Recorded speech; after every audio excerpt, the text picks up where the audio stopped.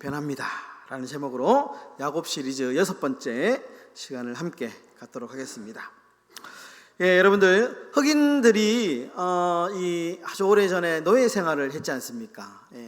너무 힘들고 어려울 때 이 흑인들이 노래를 만들어서 불렀던 그 노래가 있죠. 그 흑인 영가 이렇게 이제 부르는데요. 그 흑인 영가 중에 아주 유명한 노래가 하나 있습니다. 악보를 준비했는데 악보를 한번 띄워주시고요. 그 유튜브 영상에 보면 이 노래가 많이 있습니다. 여러분들 나중에 한번 들어보시면요, 은혜가 있는데, 노래 제목이 쿰바야라는 노래입니다. 쿰바야. 쿰바야. 제가 한번 이제 불러보려고 목양실에서 연습을 많이 했거든요. 제가 내려오기 전에 아주 간단하고 짧은데 제가 한번 불러보겠습니다. 되게 좀 쉬운 건데요. 이렇게 부릅니다.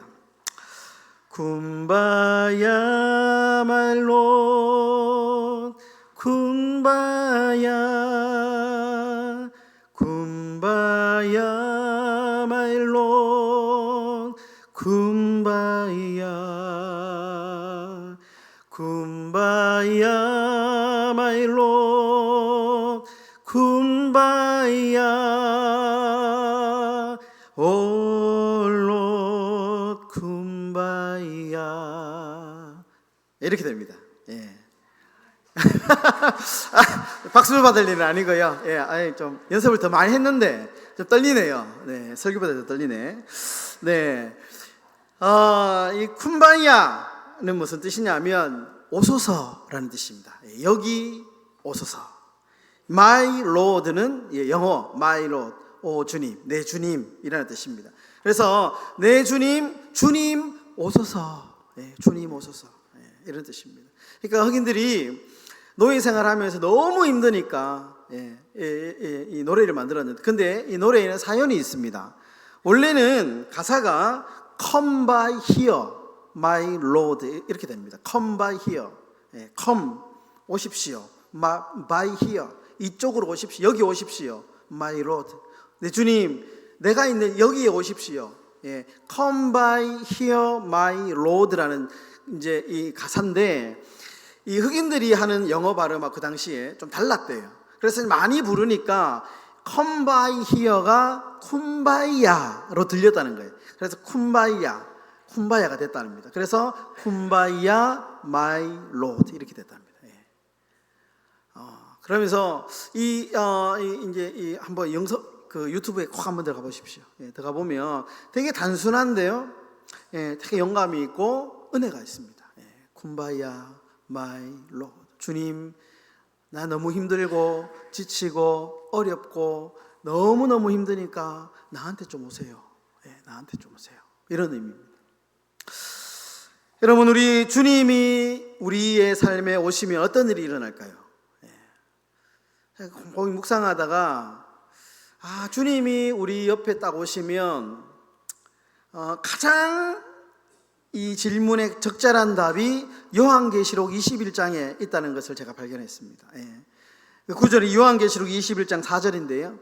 우리 다 같이 한번 읽어보도록 하겠습니다. 요한계시록 21장 4절 다 같이 읽겠습니다. 시작. 모든 눈물을 그 눈에서 닦아주시니 다시는 사망이 없고 애통하는 것이나 곡하는 것이나 아픈 것이 다시 있지 아니하리니 처음 것들이 다 지나갔음이로라. 아멘.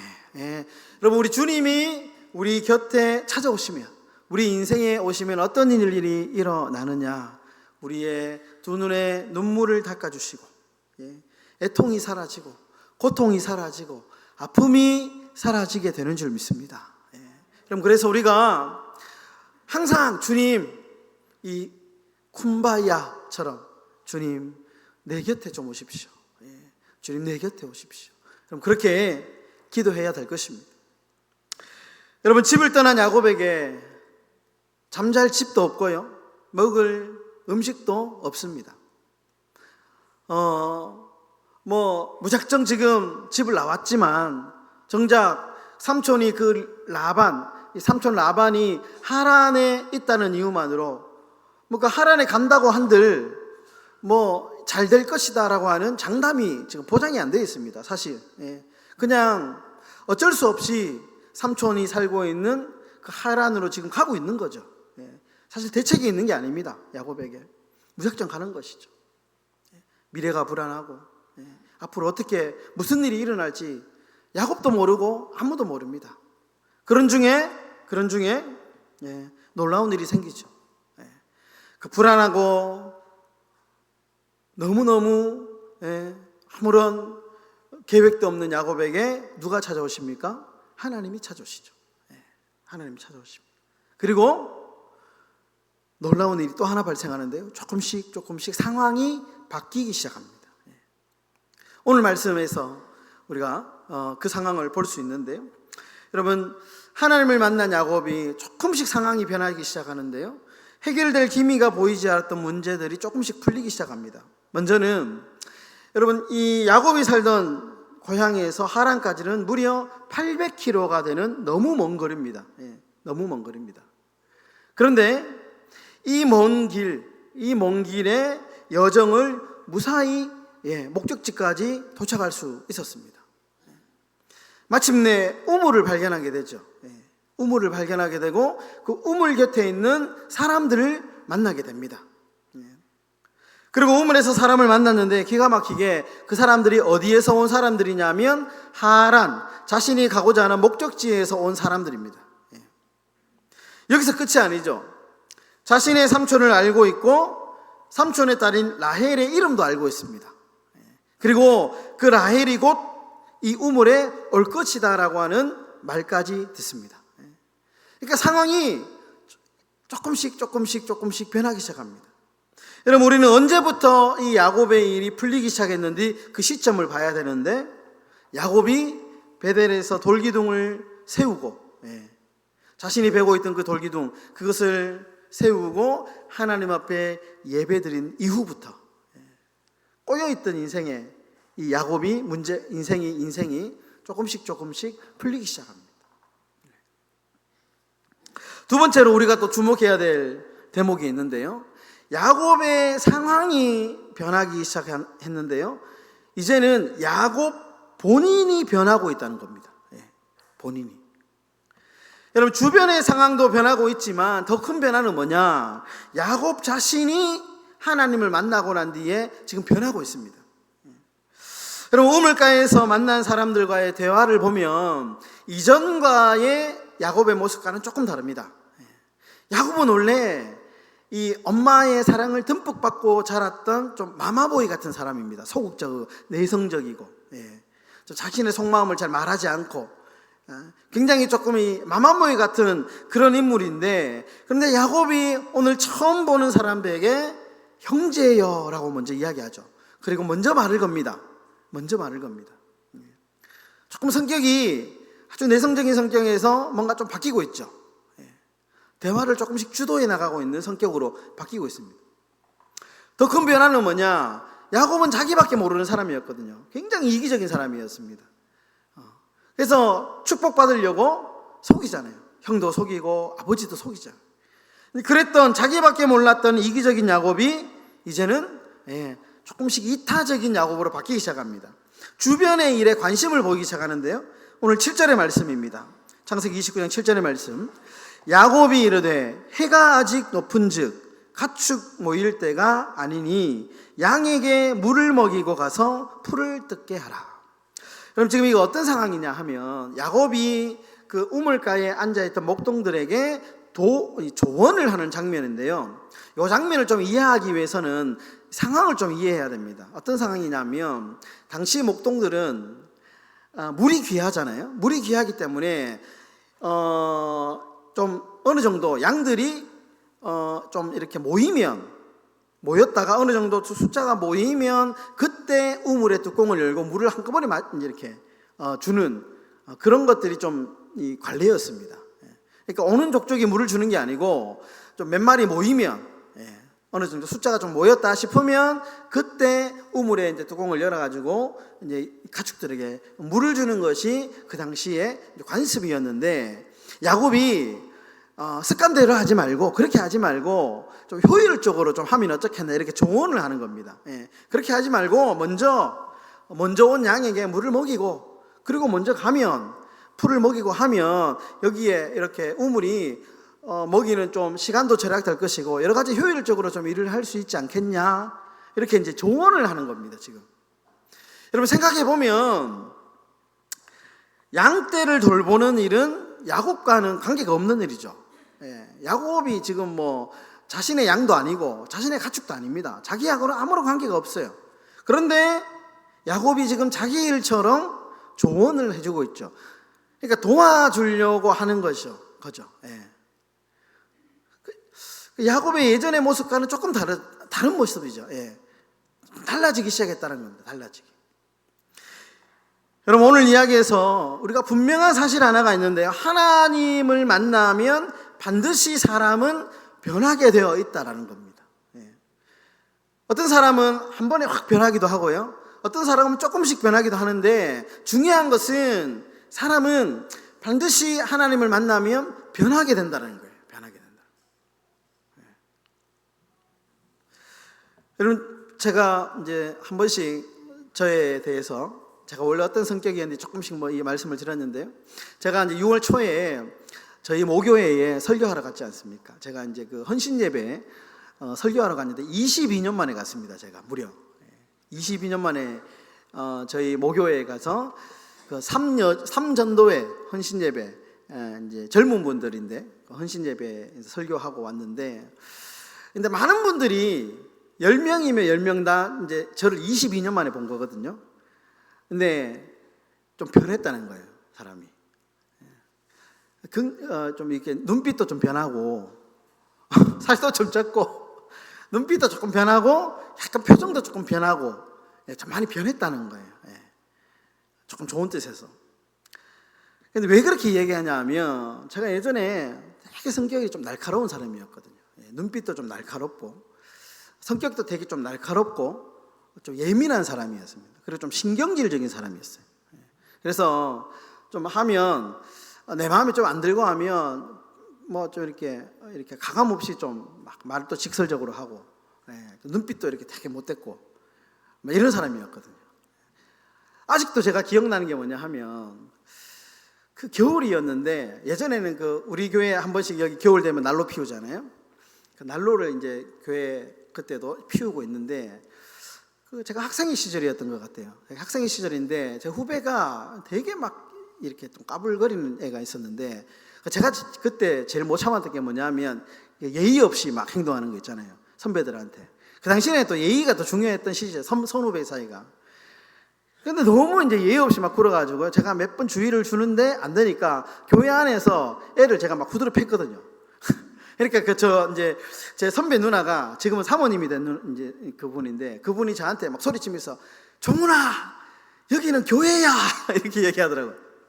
그러니까 제가 막 눈이 확 돌아가지고 그 막 교회 안에서 애를 막 잡아 팬 거예요. 그리고 그 당시에는 또 막 선후배 관계가 워낙 이렇게 탁 되어 있으니까 저 교회 옆에 보면 큰 모둑이 있거든요. 거기 이제 늘 이제 올라가는데 거기가 군기 잡는 데입니다. 군기 잡는 데. 후배들 군기 잡는 데 1년에 한두 번씩 이제 후배들 데리고 가지고 군기를 잡는데, 제가 막 되게 못했게 군기를 잡았거든요. 그랬던 것 같아요. 제가 막 되게 날카롭고. 그런데 이제 한 22년 정도 이제 뭐 훈련을 받고 그랬는지 모르겠지만 조금 변했다는 거예요, 사람들이. 눈빛이 많이 변했다는 거예요, 눈빛이. 되게 이렇게 이래가지고 탁 올라가가지고 되게 날카로웠는데 그 날카로움이 없어졌답니다. 날카로움이 없어졌다. 제가 말씀을 준비하면서 확실히 우리가 하나님 안에 거하며 우리가 끊임없이 하나님을 만나면 사람은 변하는구나.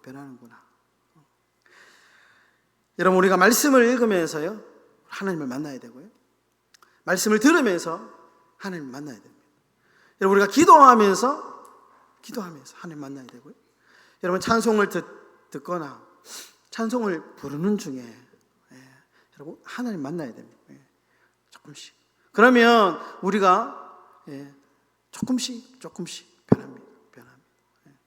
그리고 나도 모르게 내가 이렇게 변했네, 나도 모르는 사이에 조금씩 변하게 된다라는 겁니다. 여러분 시편 46편 1절은 이렇게 이야기합니다. 하나님은 우리의 피난처시요 힘이시니 환난 중에 만날 큰 도움이시라. 시인이 하나님이 누구시냐? 하나님은 우리의 피난처시고 우리를 도와주시는 분이고 우리와 함께 하시는 분이시다. 그렇게 말씀합니다. 여러분 하나님을 만나면 상처가 치유되고요. 하나님을 만나면 소망 없던 삶이 소망이 생깁니다. 하나님을 만나면 꼬여있고 답이 없는 문제가요, 그때부터 조금씩 풀리기 시작합니다. 그래서 여러분 힘들고 뭔가 문제가 있을 때 사람을 찾아가지 말고 제일 먼저 하나님 앞에 엎드려야 됩니다. 하나님 앞에 나와서 기도해야 됩니다. 말씀을 읽어야 됩니다. 그러면 하나님이 나에게 답을 주십니다. 답을 주시고 상황을 변화시키시든 나를 변화시키시든 그때부터 뭔가 조금씩 변화가 일어나기 시작한다는 것이죠. 무엇보다도 내가 변합니다. 내가 신경질적인 성격이 변하고요, 날카로운 눈빛이 변하고요, 상처 주는 말투가 부드럽게 변합니다. 여러분 유대의 3대 왕, 3대 왕이었던 아사라는 왕이 있는데요, 이 아사가 왕이 되고 난 뒤에 큰일이 일어납니다. 옆에 있는 이 이웃 구스라고 하는 나라에서 이 유대를 침공하는데 그 당시에 유대의 병력이 30만 밖에 되지 않았습니다. 그런데 구스 사람 세라가 지금 병사를 몇 명 데리고 오냐면 300만을 데리고 옵니다. 100만을 데려오고 병거를 300승을 데리고 옵니다. 그리고 유대를 쳐들어옵니다. 너무 막막한 상황이죠. 어떻게 인간적인 방법으로는 해결할 수 없는 상황입니다. 그런데 이때 아사가 문제를 해결하는데요, 그 해결하는 방법이 역대하 14장에 나옵니다. 역대하 14장 11절과 12절에 보시면 이렇게 말합니다. 우리 다 같이 한번 11절 12절 다 같이 읽겠습니다. 시작. 아사가 그의 하나님 여호와께 부르짖어 이르되 여호와여, 힘이 강한 자와 약한 자 사이에는 주밖에 도와줄 리가 없사오니 우리 하나님 여호와여, 우리를 도우소서. 우리가 주를 의지하오며 주의 이름을 의탁하옵고 이 많은 무리를 치러 왔나이다. 여호와여, 주는 우리 하나님이시오니 원하건대 사람이 주를 이기지 못하게 하옵소서 하였더니 여호와께서 구스 사람을 아사와 유다 사람들 앞에서 치시니 구스 사람들이 도망하는지라. 아멘. 여러분 문제가 없는 사람이 어디 있겠습니까? 우리가 살면서 크고 작은 문제들이 다 있습니다. 어떤 사람은 관계에 문제가 있고요, 어떤 사람은 직장 생활을 하다가 문제가 생기기도 하고요, 어떤 사람은 자녀 때문에 걱정하고 기도하는 분들도 계시고요, 어떤 분들은 가정의 문제 때문에 기도하는 분도 계시고요, 어떤 분들은 돈 문제 때문에, 물질 때문에, 경제적인 문제 때문에 고민하고 있는 분들도 있고요, 어떤 분들은 건강 때문에 기도하고 그렇게 하나님 붙드는 분들 계시죠. 여러분 그러나 어떤 문제든 간에 우리가 가장 먼저 해야 될 일은 우리가 하나님을 만나는 겁니다. 하나님 앞에 엎드리고, 그래서 콤바야, 하나님이 나를 찾아오시면 문제의 해결의 출발이 시작된다라는 겁니다. 그럼 바라기는 어떠한 문제든 그 문제가 크든지 아니면 그 문제가 작든지 관계없이 문제가 있을 때에 하나님 앞에 엎드리고 은혜 받으시며 하나님을 만나시는 그런 저와 여러분들의 삶이 되시기를 예수님의 이름으로 축원합니다. 그럼 말씀을 좀 정리하겠습니다. 19세기에 캠브리지 대학에서 시험을 쳤습니다. 신학대에서 시험을 쳤는데요, 시험 문제가 뭐냐면 요한복음 2장에 나오는 예수님께서 물로 포도주를 만드신 사건에 대해서 논하시오라고 하는 문제가 나왔습니다. 근데 수많은 학생들이 그 문제에 놓고 자기만의 생각, 성경에 나온 어떤 신학적인 이야기들을 막 답을 적기 시작합니다. 빽빽하게. 그런데 유독 한 학생만이 답을 적지 않고 가만히 있는 거예요. 우두커니 창문 밖만 이렇게 바라보고 있는 겁니다.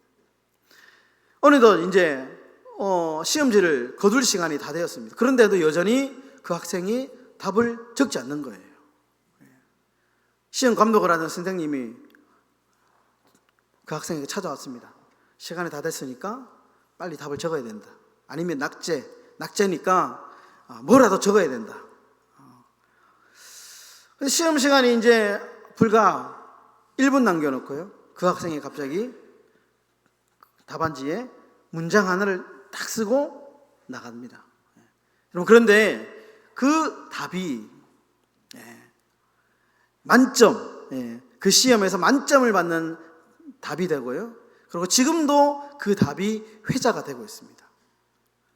이 사람이 누구냐 하면 영국의 3대 시인 중에 하나인 조지 고든 바이런이라고 하는 시인입니다. 이 사람이 학창시절에, 신학교 시절에 있었던 일인데요. 그가 이제 제출한 답안지의 내용은 어떤 내용이냐? 한 줄입니다. 물이 창조주를 만남으로 얼굴을 붉혔도다. 시적인 표현이죠.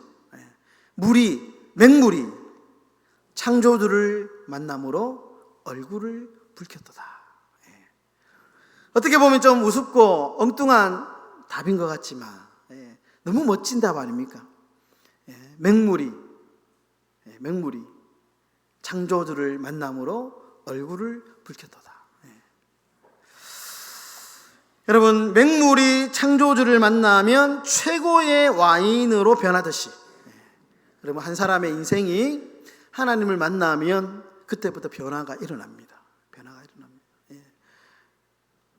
꼬인 문제가 해결되고 답답하던 문제가 조금씩 답이 보이기 시작하고 무엇보다도 내가 변하기 시작합니다. 하나님의 사람으로 조금씩 변화되어 가게 됩니다. 여러분, 고달픈 삶의 여정마다 여러분 주님을 만나심으로 기쁨과 은혜가 충만한 삶으로 날마다 변화되시는 그런 저와 여러분들의 삶이 다 되시기를 예수님의 이름으로 축원합니다.